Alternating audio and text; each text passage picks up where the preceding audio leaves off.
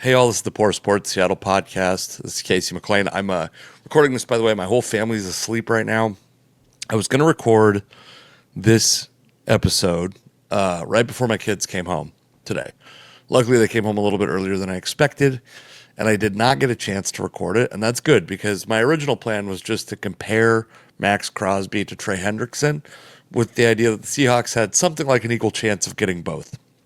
But if you're not aware, the Baltimore Ravens stepped in and gave up their 2026 and 2027 first round picks to acquire Maxx Crosby. The Ravens, those picks are probably worth a little bit less than those same picks, or a little bit more than those same picks from the Seahawks. We've heard the rumors that Crosby was going to take 2 first round picks and a player. By the way, I'm sorry.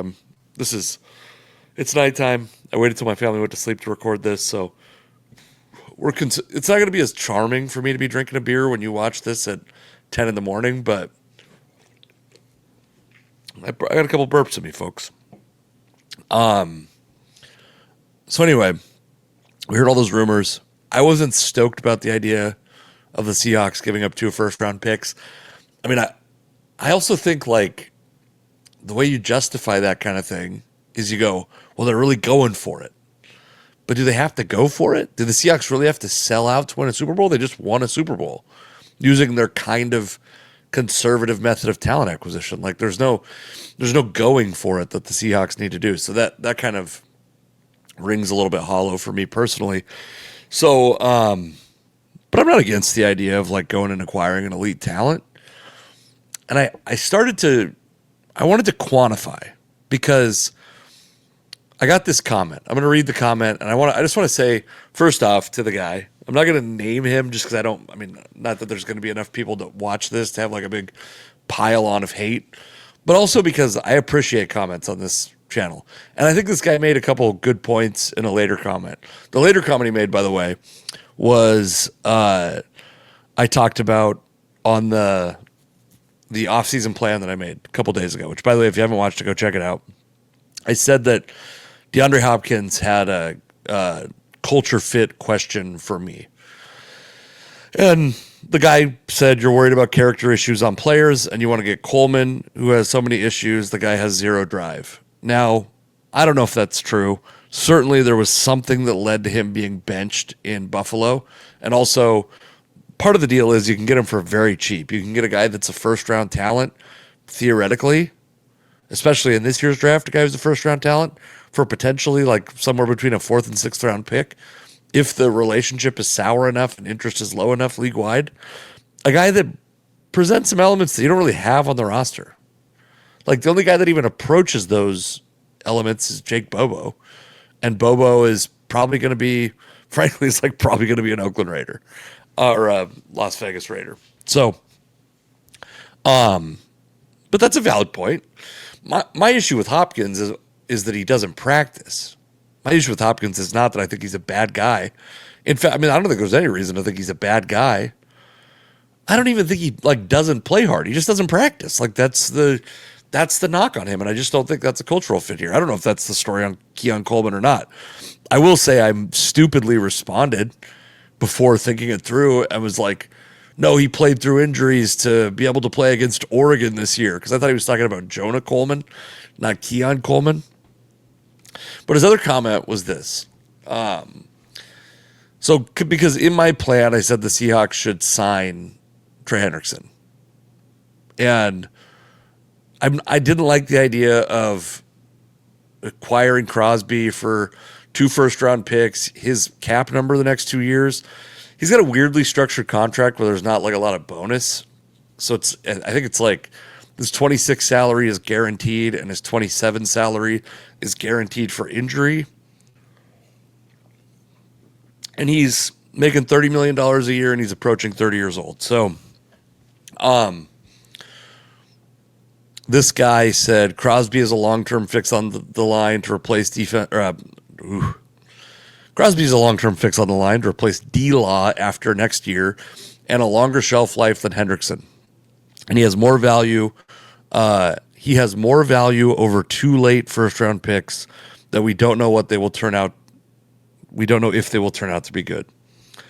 I think that argument always bothers me because the value of a player is not just his production, but also like how much he costs, how much of your resources you had to use to acquire him and to keep him.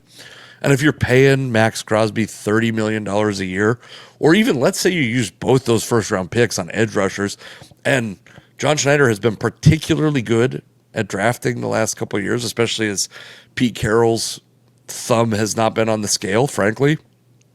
And I don't know if that's the reason. I'm not trying to pretend like I have some knowledge, but Pete Carroll left and John Schneider started drafting well again. You can't argue with that. And left is obviously a generous depiction of how Carroll got ousted from Seattle, but I do think those first round picks carry a lot of value. And I don't think it's just like a crapshoot if those guys may or may not be good. They say like 50% of first round picks fail. And John Schneider's had some bad luck at the first round for sure. But like, I think John Schneider and the fact that he won executive of the year and has had 2 or 3 or 4 maybe of the greatest drafts in the history of the NFL, maybe a draft pick in his hands has a little better odds than the average draft pick. So I don't like that argument, but I will acknowledge, I'm going to tell you some stuff that I like a lot better about Maxx Crosby. And I think Maxx Crosby's quite a bit better at than Trey Hendrickson. He's significantly better at playing the run. And let me just pull these guys up. I'm going to show you guys some Pro Football Focus stats. Real quickly, I want to talk about just some people hate Pro Football Focus. I think if you're not a scout, it's like the best option we have.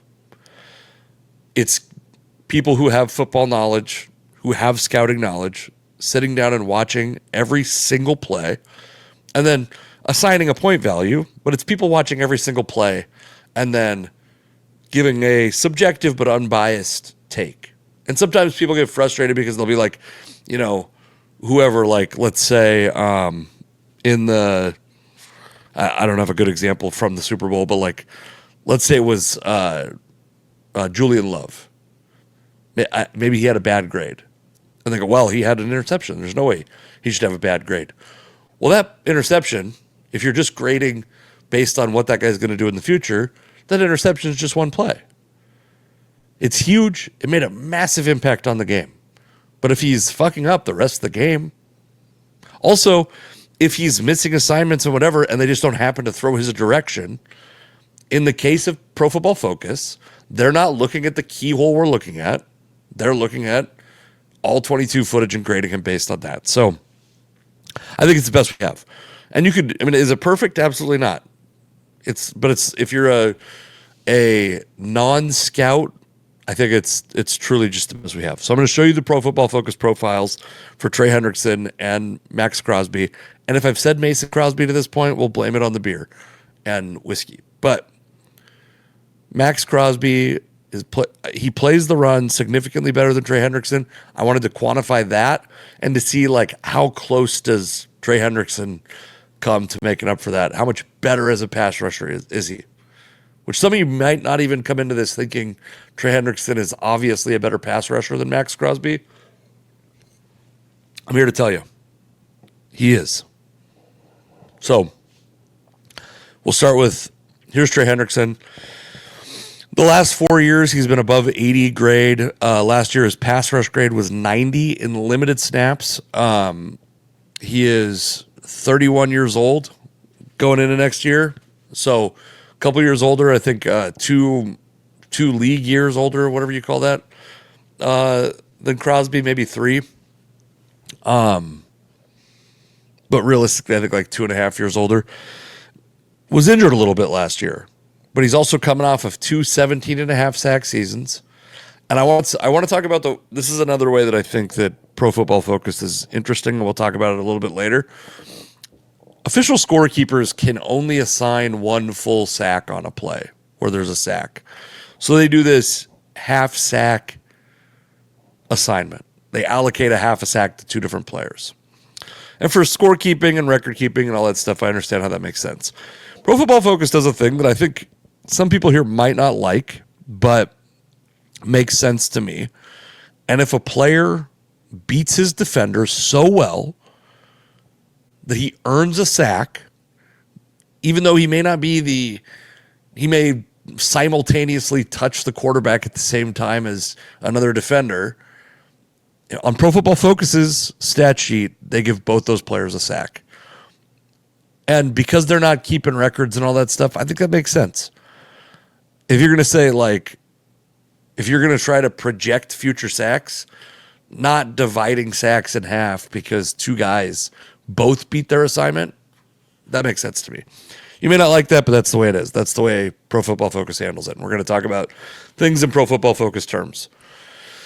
So here's Trey Hendrickson. Like I said, 90 pass rush grade, 80-plus grade overall for each of the last 4 years. He's a little bit older than Crosby, but Crosby's approaching 30. Like, there's not this idea that Crosby is the long-term answer. Frankly, when guys are in their late 20s and early 30s, there's nobody that's a guaranteed long-term answer at anything. Here's Maxx Crosby. Crosby, and for good reason, lives off of his reputation from 2021 through 2023 when he was one of the league's best edge defenders, frankly. 90-plus grade all 3 years. And I don't know what his pass rush grades were in particular those years. We're going to talk about the last 3 years of pass rush production here in a moment.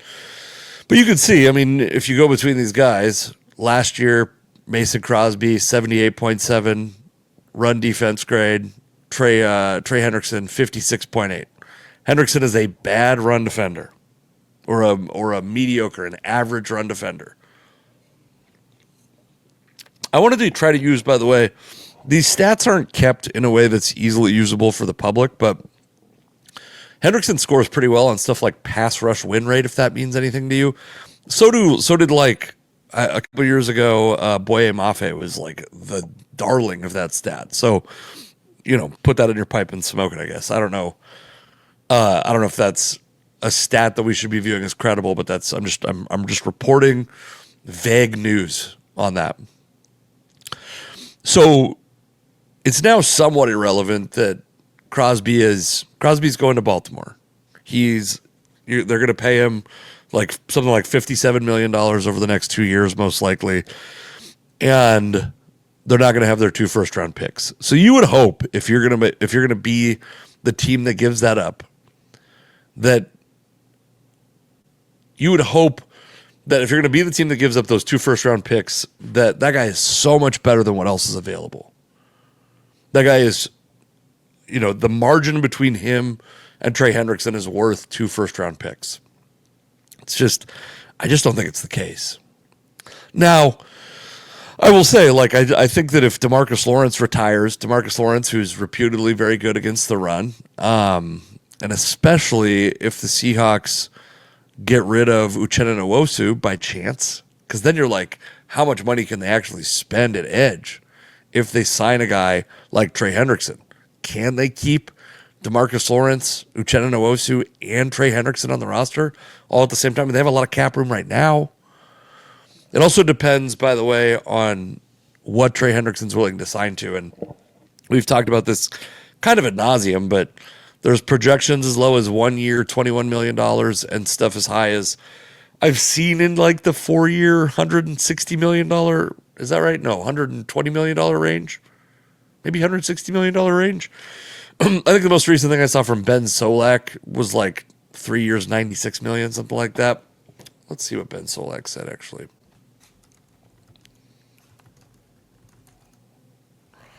And I will caveat this with, I think Ben Solak, I've disagreed considerably with some of the stuff he's predicted, but let's see. Are we going to get the Ben Solak free agent predictions? So this is from his article called Projecting, or 2026 free agency, NFL free agency, projecting new contracts for 20 players. Has, by the way, has Rashid Shaheed at 3 years, $40 million, which is starting to get into the range. 3 years, $42 million. I'm iffy. As you start to bring that number down a little bit, I'm warming slightly to that idea. Kenneth Walker, by the way, 3 years, $44 million. I'm glad Walk isn't his name. I'm ready to let him walk for that price. Trey Hendrickson, the projected Ben Solak projected contract for Trey Hendrickson is 3 years, $84 million, with $42 million guaranteed. And this is just going to come down to, what does Trey Hendrickson want? Because obviously the Seahawks give him a good chance to win. The best, outside of the year the Bengals were in the Super Bowl, arguably the best chance he's had besides that in his career if he comes to the Seahawks. Trey Hendrickson's made like almost $100 million in his career. So is the difference between, and this isn't necessarily true for everyone. Like, is the difference between $21 million over 1 year and $25 million annual average value where you may get cut after the first year, or in the case of the Ben Solak contract, what did it say? It was 3 years, $84 million. So you're $28 million annual average value where you might get cut after the first year or two. Is winning a Super Bowl worth that discount? I mean, I got to tell you, for me, for my family, right now, we're taking the extra $7 million a year. So I'm not shaming anyone that takes it, but some of these players are very competitive. By the way, I will say of Maxx Crosby, like Maxx Crosby is a dog. I think Maxx Crosby in the Seahawks locker room and with the Seahawks coaching staff would have been a perfect fit. I really would have been curious to see, because he's an outspoken Trump supporter, I would have been curious to see how that turned out in Seattle. Because I don't think there's anyone in Seattle. I mean, I'm certain, like I talked about it on the live stream we did, the Comedians Roundtable live stream, but like, do we think Gray Zabel, the guy that drinks Busch Light and went to school in North Dakota, we think that dude is like a socialist? Probably not. But he's not outspoken. The Seahawks haven't had an outspoken political Trump supporter that I can remember. I even I was doing a little bit of, I'm looking up like Joey Bosa, and the Bosa brothers are famously conservative, and I just wonder, like, could Joey Bosa not even survive? It's not like the fans are going to do anything, but like, would it even be enjoyable or desirable to come here? I would have been curious. And this is not to moralize anyone, by the way. I don't give a shit who any of the players voted for. I assume chunks of them, large swaths of them, disagree with me on any variety of things. So I don't care. I don't care. But it would have been interesting. So I want to pull up the last thing I want to pull up before I succumb to the intoxication here. There's one more. So I was looking at pass rush stats, because to go back to this, Crosby is a long-term fix on the line is accurate. I think that he's a fix on the line is accurate. Long-term is based on his health, based on whether he'll sign another contract, whether you would want him to sign another contract. Like, what does that next contract look like? Let's assume Trey Hendrickson signs for a deal that is, 2 years, $50 million. Something that we can be, that's like something of a, I want to win discount. Something that is like palatable. I just want to compare those guys as pass rushers, because I certainly think that Hendrickson is a less complete edge rusher than Maxx Crosby. I think he's a less complete pass rusher or edge defender than DeMarcus Lawrence. Though Lawrence hasn't been super successful in the pass rush. He had some really big moments last year, but he's not closing down sacks on a regular basis. Okay. This is a comparison, according to Pro Football Focus, of Trey Hendrickson's hit rate, hurry rate, and sack rate. So one thing about Maxx Crosby, good or bad, he plays almost every snap. There's a lot of teams running rotations. Maxx Crosby is out there almost every snap. So that might hurt his, he may be playing some downs with low energy that Trey Hendrickson isn't. Trey Hendrickson played, I want to say it was like, I'll pull up the actual numbers real quick, because I did some spreadsheeting and math for you folks. Let's see if I can pull it up here quickly. So in the last 3 years, Trey Hendrickson has played 1,160 pass rush snaps, and Maxx Crosby has played 1,634 pass rush snaps. Part of that is because Hendrickson missed a bunch of last year, though Crosby's missed parts of the last 2 years also. Crosby's played 3 more games than Trey Hendrickson and has played significantly more snaps. His pass defense snaps are about almost 500 more, and his run defense snaps are almost 500 more. So he's played almost 1,000 more snaps in the last 3 years than Trey Hendrickson has. Trey Hendrickson has rotated out. Is that a coaching decision? Is that a stamina decision? I don't know. However, when he's been on the field, his quarterback hit rate 2.67% compared to Crosby's 2.39%. His hurry rate 9.66% compared to Crosby's 7.89%, and his sack rate, and I want to clarify this one more time. This is the Pro Football Focus sack rate. So you may find sack rates that are different because they're using the partial sacks as partial sacks in that math. In this case, his sack rate is based on Pro Football Focus stats, which, and I'll be fully transparent, he had 3 more Pro Football Focus sacks than official scorekeeper sacks. Trey Hendrickson did, and Maxx Crosby had 1 more Pro Football Focus sack than official scorekeeper sack. So keep that in mind. It wasn't enough to justify or to bridge the gap between them. In fact, Trey Hendrickson has had 42 Pro Football Focus sacks compared to Maxx Crosby's 33 Pro Football Focus sacks. This is too much. It's too much. It's late at night. I'm drinking beer. It's an uphill climb, folks. But the point is, Hendrickson is a significantly better pass rusher. He gets to the quarterback more, and he closes sacks more frequently when he's on the field. But if you get Hendrickson, you might have to pay someone else. Or what you might have to do is use your first-round pick to get another guy in that room. But you could have Trey Hendrickson and whoever your first-round pick is going to be this year, where if you were to trade for Maxx Crosby, you'd have Maxx Crosby, no first-round pick this year probably, and no first-round pick next year when the draft is supposed to be very good. And the Seahawks, and this is, I would like the Seahawks to attempt to build a dynasty. Obviously, it's very difficult. I think they are positioned as well as they were in 2000, going into 2014. Like, I think they're positioned as well. And they don't have to fuck it up. So I understand people being frustrated that the Seahawks didn't make the Maxx Crosby trade.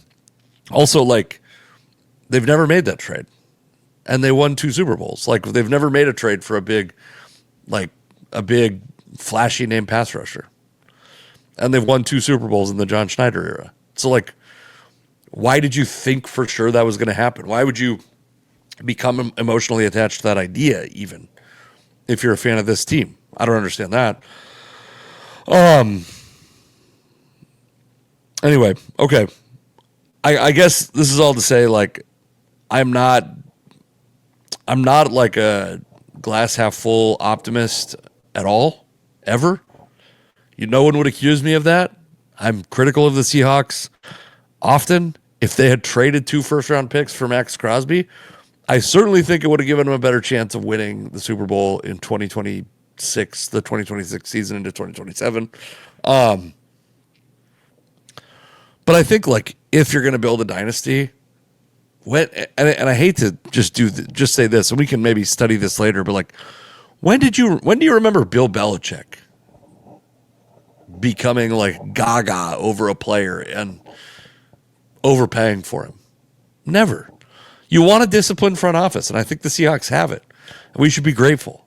And They could still go out and acquire elite defensive line, edge rusher talent without having to give up 2 first-round picks and take away what is their market advantage, which is their ability to find those guys that are going to be cost-controlled for 4 years before you have to make a decision on them. All right. Come see me do comedy, CaseyMcLeanComedy.com. Thank you guys for watching. I hope this is 25 minutes. This is too long anyway. I wanted to do like 15, and I got caught up. I made these graphics, so I had to do it. All right. Bye, everybody.